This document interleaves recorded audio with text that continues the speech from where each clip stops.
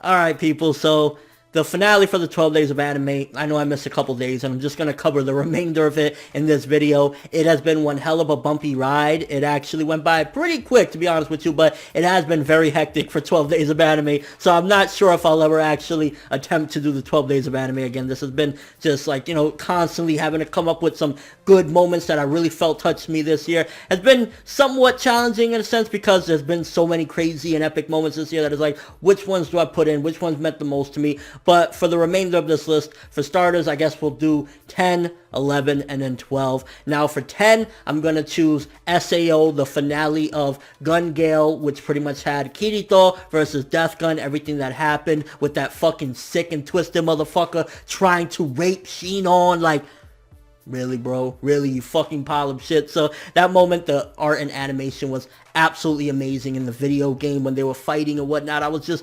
breathtaking. Like, that's some of the best looking shit all year round as far as the art at the very least goes. It's just like everything about SAO2 for the most part. Like, they could be having a shit and it looks good, but that just looked out of this fucking world. So definitely had to choose that moment. It was fucking awesome and one of the highlights of probably even the climax, I would say, of SAO2. Next moment for day 11, I had to choose, and it was a toss-up, but I really wanted to go with Rukia Bankai from Bleach. I really wanted to get a Bleach moment in there because I definitely felt that at the very least that moment deserved it. For me personally, if you know my videos, you know what I'm talking about. I like to see badass bitches do things, and Rukia, she worked her way up to there. She was always like an underdog, and it's kind of like Lucy Heartfilia when she had her epic moment when Rukia went Bankai against Asnod and said, yo, big bro, I got this. I got this. I was like, Rukia for the motherfucking win. Seeing her go Bankai and kind of the look of it as well. It almost feels as though that look was foreshadowed from the Zanpakuto Rebellion filler arc, because I think, if I'm correct, Kubo designed the characters from there, and I think her, spirit and her Zanpakuto looked similar to that, so it was interesting to see that, and overall, I just loved seeing that. I think that was the best moment for Bleach in all of 2014, to be honest with you, so definitely had to give Bleach a moment. A couple runner-ups I would definitely say is Parasite. I really wanted to add that in there. I think the shit that happened with Shinichi,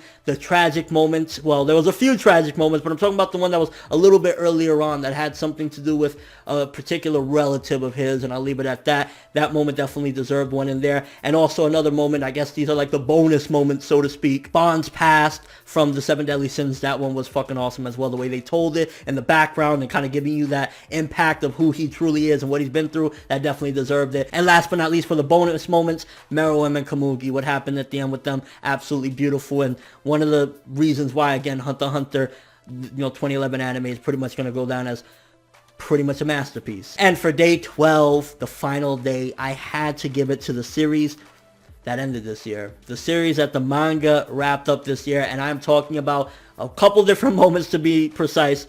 Naruto versus Sasuke, the final fights, the shit that happened, both of them losing a motherfucking arm, and then Chapter 700. Seeing Boruto, seeing Naruto accomplish his goal and everything. It was beautiful, and to be honest with you, as a Naruto fan, I think majority of us was like, wow, it finally ended. So definitely felt very impactful and emotional as far as being, a long-time fan of the series. It was like, it came to a climax, and yeah, definitely had to give that because the series ended this year, and it's been a part of a lot of our lives, major part. So Naruto Chapter 700 and Naruto vs. Sasuke, definitely had to give that the 12th day in the 12 days of anime. Let me know what you guys think. Those three last moments, what did you choose? Overall, did you have a good time with the 12 days of anime? I know while it was hectic as hell trying to keep up, I definitely enjoyed it. I thought it was something different experience. I don't know if I'll do it next year, to be honest, because it was hectic as hell, but we'll see. You never know. And your overall thoughts, but that's it. Pretty much wrapping up this whole Christmas festivities on to New Year's, bigger and better things. I'm ForneverWorld. Thanks for watching. Hope you enjoyed it. If you liked anything I had to say or enjoyed the video, drop me a like. I'd greatly appreciate it. And if you haven't subscribed,